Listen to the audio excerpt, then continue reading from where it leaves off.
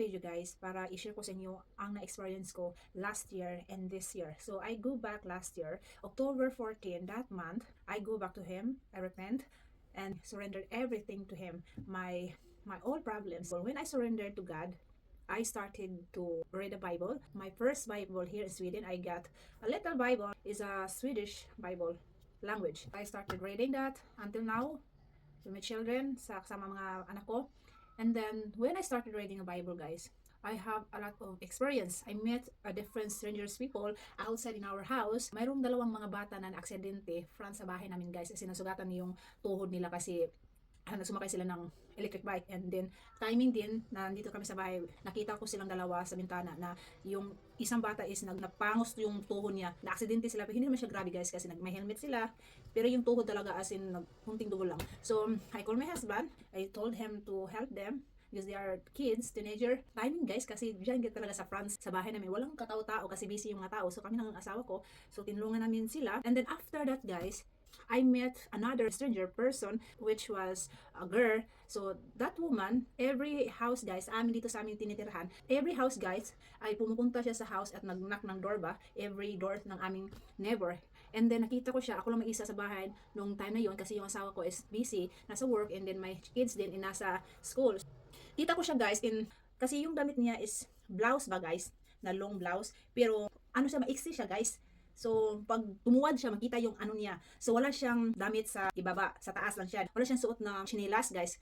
But that time, nag-start na og ng cold sa labas kasi magwi-winter na siya, guys. So, tinanong ko siya, guys, kasi lumabas ako, timing din na patungo ako sa labas, guys. Nakita ko siya, inas ko siya na you need something, you feel cold because ang lamig sa labas, hindi ka ba nanglalamigan kasi malamig na kasi nag-start na lumamig ang panahon. Gusto mo ng chinilas? Sabi niya, oo, okay, kukuha ako sa loob, sa bahay namin. Ang problema lang guys, kaya nilak ko yung door. Alam niyo naman na sa panahon ngayon is also yung mga scammer na mga tao, pero hindi naman siya scam. Mga few minutes, kaya kumuha ako ng mga kapal na habol at chinilas para sa kanya. Paglabas ko guys, wala na siya sa labas, kundi malayo-malayo na siya guys. So sabi ko sa sarili ko na, ano ba, pupunta ba ako? Ibibigay ko ba sa kanya o hindi? Kasi ang bilis niyang lumakad guys eh. Kaya I decided na, hindi ko na lang ibibigay yung kumot at chinilas. Puso ko talaga durog na durog. I feel guilty kasi mas maganda na binigay ko sa kanya para may magamit siya guys. Kasi sobrang hindi maganda pag malamig dito sa amin sa tirahan. Pag mag-start na winter, kaya iba yung hangin, malamig na masakit sa skin. And then pag wala kang right na clothes para sa winter, talagang sobrang lamig sa labas. Pero masaya lang siya. Lagi siyang nag-knock ng door ng sa neighbor, hindi siya pinapansin. Kaya I was feel guilty. Mas maganda na binigay ko na lang sa kanya kaysa inuna ko yung pagkatamad ko na habulin siya. After few days guys, me and my husband, we was here in our house. We saw a guy. Timing na lumabas kami sa bahay ng asawa ko. Kasi ang lalaking ito guys, may backpack na sobrang laki sa likod niya. And then wala siyang sinilas. And sobrang lamig sa labas. Nag-start ng winter guys. So tinanong ng husband ko, saan ka pupunta? Doon daw sa north. So, ha? Ang layo naman, maglalakad ka lang. Hindi ka ba nakaramdam ng lamig sa paa mo kasi sobrang lamig na eh. Wala ba kang sapatos o sinilas? Wala. Sabi ko sa asawa ko, bigyan natin siya ng pagkain, baka nagugutom na siya. So tinanong namin siya kung gusto mo ba ng susuotin sa paa mo, sapatos or sinilas o ano ba, medyas, ano bang gusto mo para hindi malamig ang paa mo. Sabi na, wag.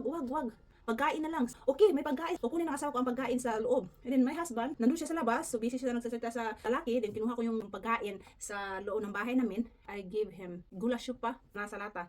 So para kung pwede na i-open niya or i-cook lang niya, i-warm lang niya. While my husband talking to him, ako din, ano lang, kanang tahimik lang. Pero ang mata niya guys, he's very little strange guys kasi while nag-talk siya sa husband ko, tumitingin siya as in tumititig siya sa akin, pero yung titig niya guys is very strange kasi para siyang sad. Naka-feel ako na something in this guy. Pero sa isip ko lang guys. And then sabi ng husband ko na kaya mo ba kasi ang sobrang layo sa kaya ko. Layo talaga siyang lalakbayin. As in malayo, pila ka hours guys kasi north kasi siya sa punta. Umalis na siya guys. Pumasok kami sa bahay. Nagsalita ako sa husband ko na, love, ang layo naman lalakbayin. Wala pa siyang chinilas. Pagkain lang ang hiningi niya. Kawawa naman. Ano siya? Nga no, sana pupunta na siya sa north. Pero sabi ng asawa ko, baka scammer sa gitna. Sabi ko sa asawa ko na, para yata siya hindi scammer kasi seryoso man ang mukha niya. Pero I feel something that time guys na namit ko yung guy na yon na iba yung pakiramdam ko. Feel ko para siyang si God, yung kausap namin. Kaya sa pagtulog ko guys, yung isip ko guys, I focus to that person I met that day. I don't forget it. After few days guys, I think 2 days after that happened, pumunta ako sa solarium. I was so shocked guys because nandun siya, that time guys, kasi maglilinis ako ng aming business, nandun siya sa labas guys. I remembered his face. So, oh my God, I remember this guy. I met him before. Yeah, itong lalaki ito, yung lalaking yung namit namin sa bahay, sa labas, nasabi niya pupunta siya sa north, binigyan namin siya ng yun. bakit nandito siya? Little feel ako ng scared, guys, kasi baka sa scammer. I was so scared, but I have to do my work that day. Pumasok ako, pagpasok ko, nag-knock ng door, inopen ko siya, guys. Pag open ako, guys, tinanong niya ako, guys, na, pwede bang makakuha ako ng tubig sa'yo? Pwede bang lagyan mo itong lalagyan ko? Kasi ihaw na kasi ako. Alam niyo ba, guys, I was feel guilty again. I do the same mistake. Hindi ko siya binigyan ng tubig, guys. Sobrang sad na mukha niya, guys. Wala kami tubig dito kahit meron. Kinulos ko yung door. Tumingin na siya sa akin. Sad ang eyes niya. I feel so guilty. I have instinct na si God yun. Tinatry niyang itis yung faith ko. Kung marunong ba akong tumulong sa taong humihingi ng tulong. Pero I was failed, guys. I have a feeling that was God, guys. And then, after few seconds, guys, tinignan ko siya sa labas, guys. Wala na yung lalaki. As in few seconds, I think mga 3 or 4 seconds, wala na lalaki, guys. Ang bilis naman ng lalaki. Asan yung lalaki na wala? Sabi ko sa asawa ko, pag uwi sa bahay, guys, na I meet that guy, the same guy. Bahay natin, remember, yung lalaki na walang sapatos sa paa at pupunta siya sa north. Yung lalaki na bigyan natin ng pagkain. Na-meet mo siya ngayon, so oo, isling. Then humingi siya ng inumin, pero hindi ko binigyan. So, that was very wrong for me, guys. I feel very guilty kung pwede lang ibalik yung panahon at binigyan ko na lang siya ng tubig. Sinabi ko sa asawa, parang si God yun, isling, yung na-meet ko na lalaki. Sabi ko sa asawa ko, so first time kong na-meet yung lalaki sa bahay natin, at very sad yung mata niya na parang may something, alam niya pala na hindi ko siya tutulungan. Humingi siya ng tulong galing sa akin. Read the Bible, guys. May doon nakalagay na si God ay maging katawang tao dito sa mundo. Ititis ka hanggang saan yung faith mo sa kanya, na handa ka bang i-welcome siya sa bahay niyo? Handa ka bang i-open siya ng door pag nag-knock ng door sa bahay niyo? O handa ka bang tumulong sa kanya kung hihingi siya ng tulong yun?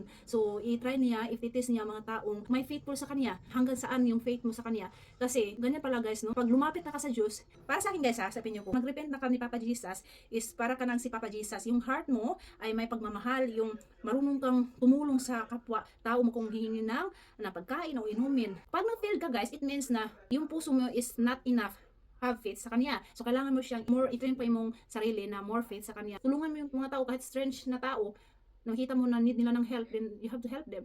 Kung pwede lang ibalik ang panahon, guys, pero hindi na. So, I'm sure that was God, guys. I met God in reality, but another sobrang sad ko as talaga, as in last year, guys, I was working at daycare, mga small kids. So, you know, guys, first time in my life, guys, karinig ako ng trumpet, guys. As in, promise to God, guys. Alam ng Diyos, guys. As in, I'm not lying, guys. After sa lunch, guys, yung mga bata talaga is, ibang mga bata na malalaki na mga bata, mamaliit na mga bata, merong mga bata na hindi gusto matulog. Dali namin sa labas para maglaro, para mapagod yung maliit na mga bata. So, that time, guys, with my colleagues, guys, while na-busy kami sa pag-alaga ng maliit na mga bata, may isang tunog na narinig namin sa sky, guys. As in tumahimik kami, guys. Hindi yung mga colleagues ko, na-shock sila. Ano ba yun? Very strange na sound. Hindi naman siya na military na sound kasi talagang weird talaga, kasi yung cloud, guys, is naipagka-dark na parang nagangit-ngit din. Yung mga bata, guys, pag rinig nila, guys, is umiiyak lahat yung maliit na mga bata, even yung mga 5 years old na mga bata. Nag-worried na sila, guys, as in takot na sila, guys, sa rinig nila. Even yung mga langgam, guys, weird yung mga langgam kasi iba yung kilos nila pagkarinig ng tingnig na yun. I know na it's like a trumpet, guys. And ang balahibo ko talaga, guys, is tumindog talaga, guys. Kahit yung mga colleagues, sabi ko sa kanila na para siyang trumpet, guys, ay yung tinig. So yung mga colleagues, worried na sila, guys, nagpapanik na. So yung mga bata dinala na sa loob, bilis pasok ka agad sa loob. So talagang naano ko na siya ko, nagsalita kami about ano ba yung klaseng tunog na yun, iba talagang to, para siyang trumpet. And then, guys, after that work, guys, I tell my husband that day na, Isling, have you heard kanang sound sa sky like a trumpet? Wala akong narinig mas sa sky today. So Isling, may narinig kaming trumpet na galing sa sky, it's like a trumpet, Isling. So joke lang, totoo talaga, Isling. So na-stuck yung sa utak ko, guys. And after few days, guys, nandito ako sa bahay, wala akong trabaho. Oh my God, as in yung mga neighbor ko is busy sila, din ako ay free sa trabaho. So, nasa bahay lang ako kasi yung mga anak ko nasa school. Alam nyo, guys, na kasi ang plano ko, pupunta ako sa garden, hindi ko pa binuksan yung balcony, guys. Nakarinig na ako ng trumpet na galing sa labas, as in the same sound na nangyari sa workplace. Inopen yung balcony, as in the same sound, guys, na narinig ko, as in trumpet siya, guys. Oh my God. I don't know sa mga other Filipino dire na nakatira dito sa Sweden, I don't know if they heard, but I heard 2 times. So, sabi ko sa asawa ko na, oh my God, you see, I heard again a sound, a strange sound, but it's like trumpet. It's only joking like that, maybe fantasy. No, it's not. Masasabi ko, guys, na first time in my life nakarinig ng ganung sound.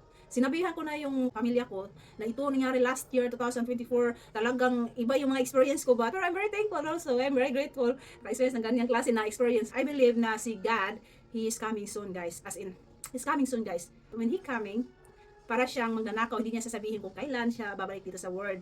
And hindi alam ng mga angels, hindi alam ng kanyang anak niya, si Papa Jesus Cristo. Siya lang. Pag babalik siya dito, guys, talagang masashock tayo. Kaya, masasabi ko sa inyo na kailangan mo repent guys, as in repent. For me, no need to be stubborn. I was stubborn guys for many years guys. So I started talking to him. Mga tawa, tingin nila crazy, but I don't care because you know I feel peace. As in person na feel peace guys.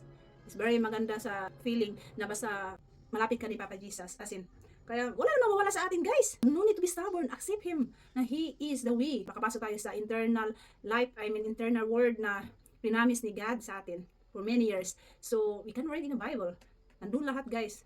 Hindi ako perfect kasi gumagawa din ako mga kasalanan every day. But I try my best. Min-include sa Kanya. I feel it's very nice guys. As in, try nyo guys. Ang ganda ng feeling pag ang kasama mo si Papa God. Na si Papa Jesus is always there for you. And He's waiting always. After this is the part 1. And I will share to you the part 2. The most exciting experience for me last year and this year. About my dreams. Every time mag-dream ako, is lumalalim yung dream ko na talagang hindi ko na alam kung vision ba yun, message ba yung galing sa kanya. But I asked him a signs and he gave me a sign. A lot of signs guys, but I'm waiting until this year. And he gave me more sign and asked permission to him. He gave me answer. Part 2, sasabihin ko sa inyo kung anong mga dreams I keep so long for long time.